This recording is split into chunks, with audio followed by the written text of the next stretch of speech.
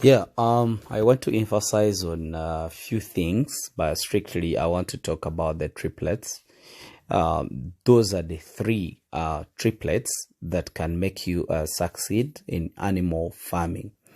Do you see now? I'll talk about a few things, and one of them is the feeds.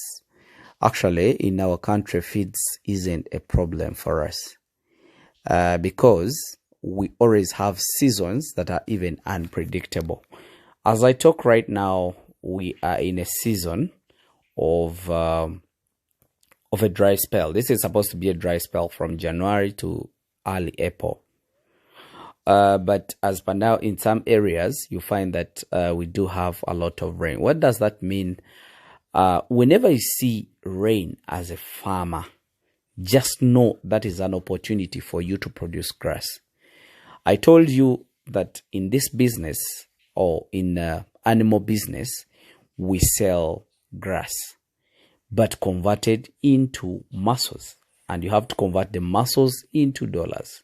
So in actual sense, I do encourage, or I try to at least alert you that if we can manage to plant and harvest grass, then we can never fail in this kind of business. Then two, people never play with genetics. I want you to understand this very well. I told you that the business of farming is all about feeds, genetics, and management. Genetics, I mean the improved animals. That's what I'm talking about, what we need. Because as per now, you see many abattoirs are now emerging everywhere in the country. But if we still insist on our old animals, those are the ancoles, those are the itesos, those are the ngandas, and many other countries, let's say acholis, the growth rate or the conversion rate of our animals are really very low. That means if somebody slaughters a cow or a goat of 6 years or 7 years, if you're still on the indigenous animals, and those are the animals that you're keeping, and you slaughter it when it is 7 years, that means to replace that animal needs extra 7 years. So what do I mean? If you need more extra 7 years to build up the same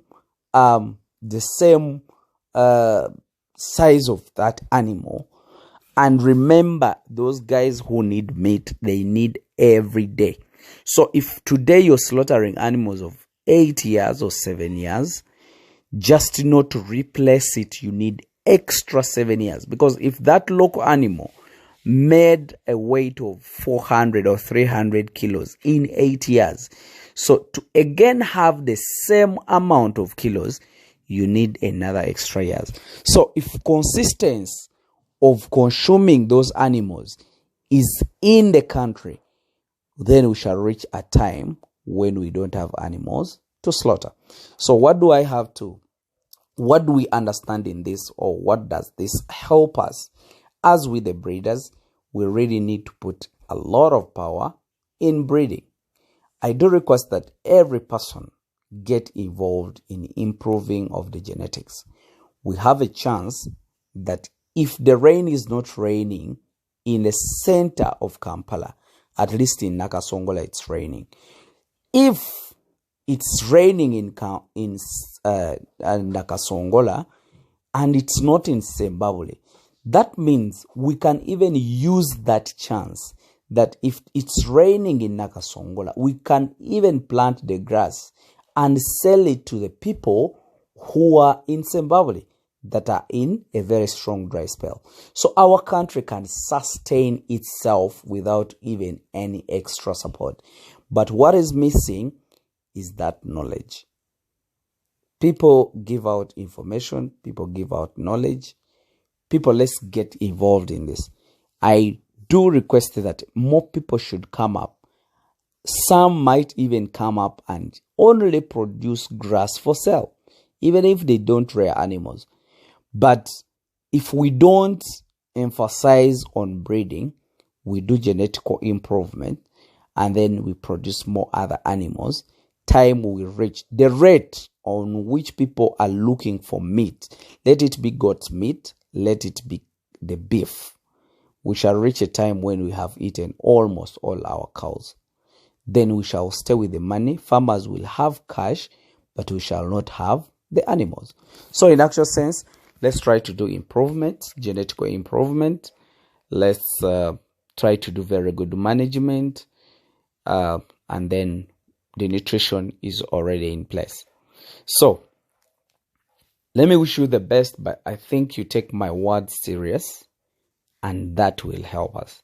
So let's all go on with serious farming. I hate people that are here who are trying to do animal farming. I told you that is a living money.